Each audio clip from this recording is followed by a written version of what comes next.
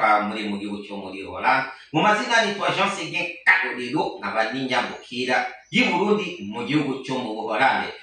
Uno munsi turi bwige ibijanye n'amadolari. Twaragiye mu Burundi gukemura ikibazo cy'amadolari twisunze na dutwaye carte internationale bita Waze.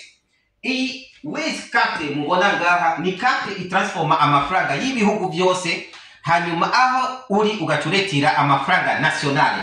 Muratubabarira kubona yuko nitwake mu kibazo neza. Ino carte Waze tuyishikanye mu Burundi twasanze amarundi, ino carte tudashoboye guhindura amarundi mu madolari cyangwa amadolari mu marundi. Ariko uri mu gihugu cyo mu Burundi washo gukura amafaranga yiwawe muri konte ya Europe, Amerika ukayashiramo ngani ndani hanyuma ukaretira mu Burundi amadolari. Waze carte irakufasha kuretira amadolari mu gihugu cyo Burundi imbere yuko mu Burundi teri imbere muri transformation ya franc Burundi en dolari.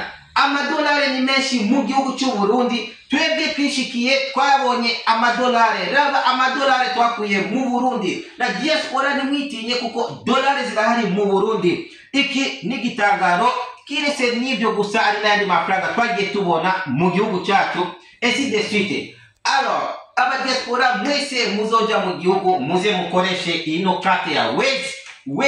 Mwebwe mukurikiranye ino video twatunababwira yuko umwaka uzatuzotora solution y'ukuntu muri no carte dushoboye gushiramo amadolari tukaretira amarundi mu gihugu cy'u Burundi. Muri cyo gihe cyari bafasile. Imana nibahezagire mwese mwakurikiranye ino video. Tungi tunabasaba muze mukande subscribe kuri chaîne ya Seguin TV kugira dukurikize ama video muyabona yose y'amadolari mu gihugu kuru azotangura mu gihugu cyacu muretira dollar n'amarundi petit.